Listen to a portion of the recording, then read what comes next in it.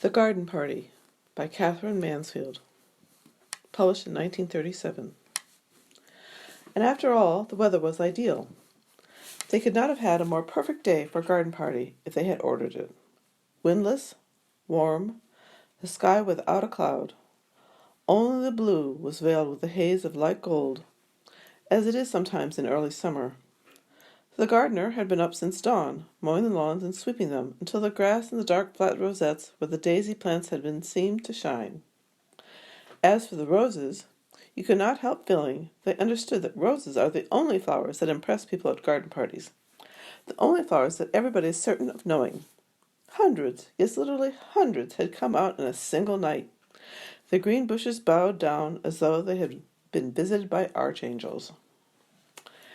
Breakfast was not yet over before the men came to put up the marquee. "Where do you want the marquee put, Mother?" "My dear child, it's no use asking me. I'm determined to leave everything to you children this year. Forget I'm your mother. Treat me as an honored guest." But Meg could not possibly go and supervise the men.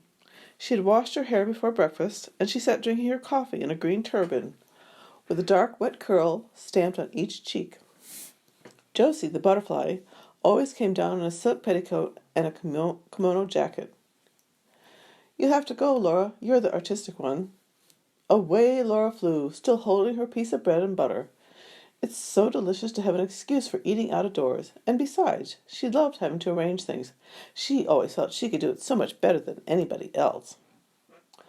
4 men in their shirt sleeves stood grouped together on the garden path.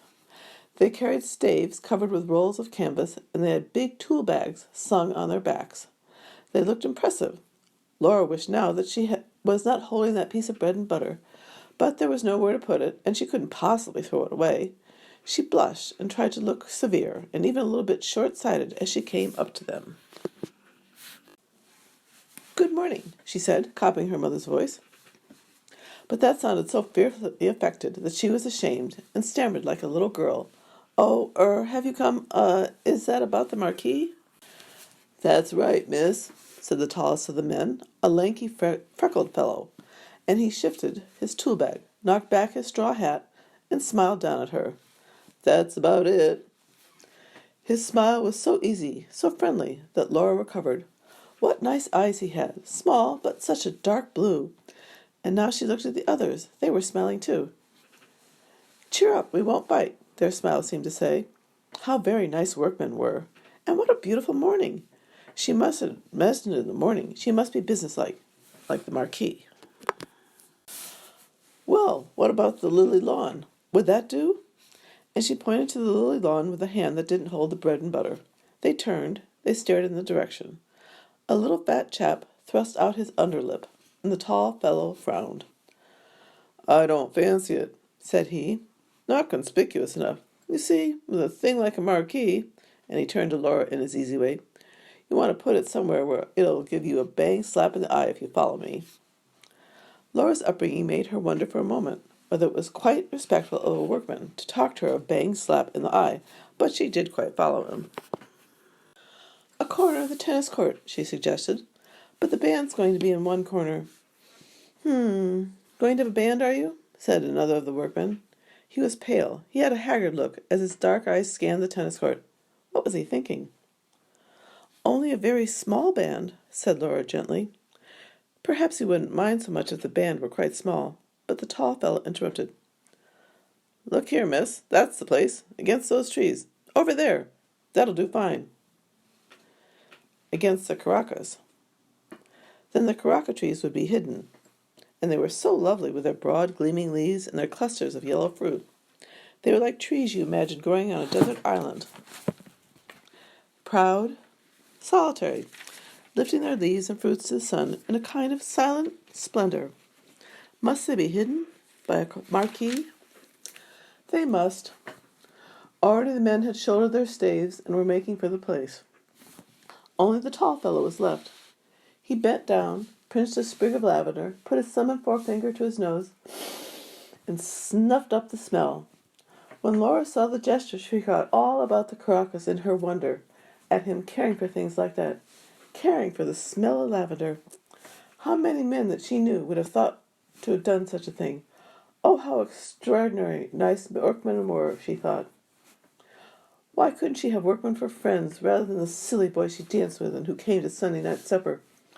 She would get on much better with men like these. It's all the fault, she decided, as the tall fellow drew something on the back of an envelope, something that was to be looped up or left to hang, of these absurd class distinctions. Well, for her part, she didn't feel them, not a bit, not an atom. And now there came the chock-chock of wooden hammers. Someone whistled, someone sang out, "Are you right there, matey? Matey?" The friendliness of it, the just to prove how happy she was, just to show the tall fellow how at home she felt, how she despised stupid conventions. Laura took a big bite of her bread and butter as she stared at the little drawing. She felt just like a work girl. "Laura, Laura, where are you? Telephone, Laura," a voice cried from the house. "Coming!" Away she skimmed, over the lawn, up the path, up the steps, across the veranda, and into the porch. In the hall, her father and Laurie were brushing their hats, ready to go to the office. "I say, Laura," said Laurie very fast, "you might just give a squiz at my coat before this afternoon. See if it wants pressing." "I will," said she.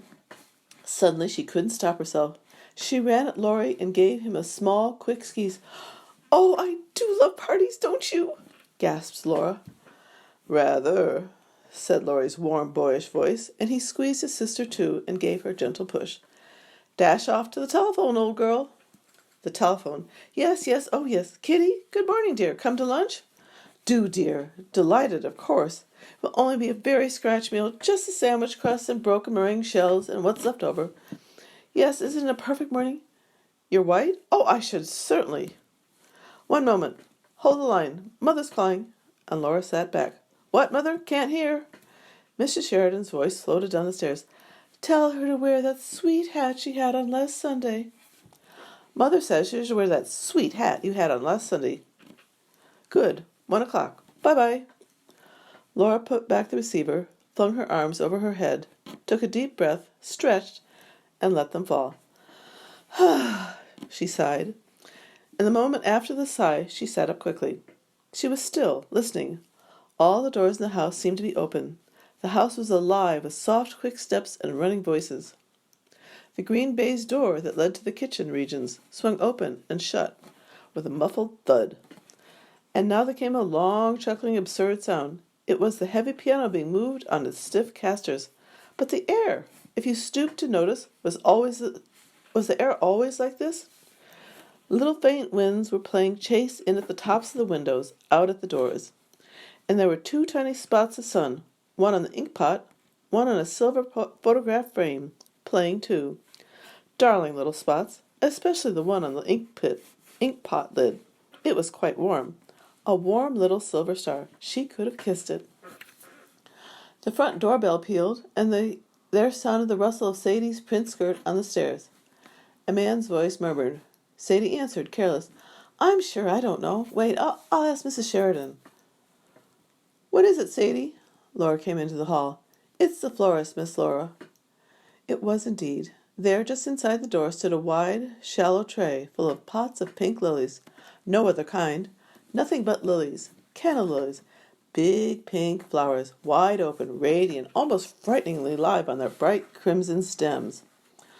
"Oh, Sadie," said Laura, and the sound was like a little moan. She crouched down as if to warm herself at that blaze of lilies. She felt they were in her fingers, on her lips, growing in her breast. "It's some mistake," she said faintly. "Nobody ever ordered so many. Sadie, go and find Mother." But at that moment Mrs. Sheridan joined them. "It's quite right," she said calmly. "Yes, I ordered them. Aren't they lovely?" She pressed Laura's arm. "I was passing the shop yesterday, and I saw them in the window, and I suddenly thought, for once in my life, I shall have enough canna lilies. The garden party will be a good excuse."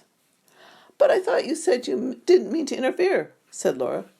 Sadie had gone. The florist man was still outside at his van. She put her arm round her mother's neck and gently, very gently, she bit her mother's ear. "My darling child, you wouldn't like a logical mother, would you? Don't do that. Here's the man."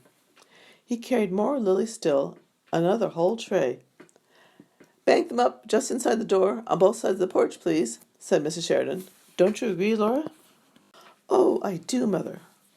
In the drawing room, Meg, Josie, and good little Hans had at last succeeded in moving the piano.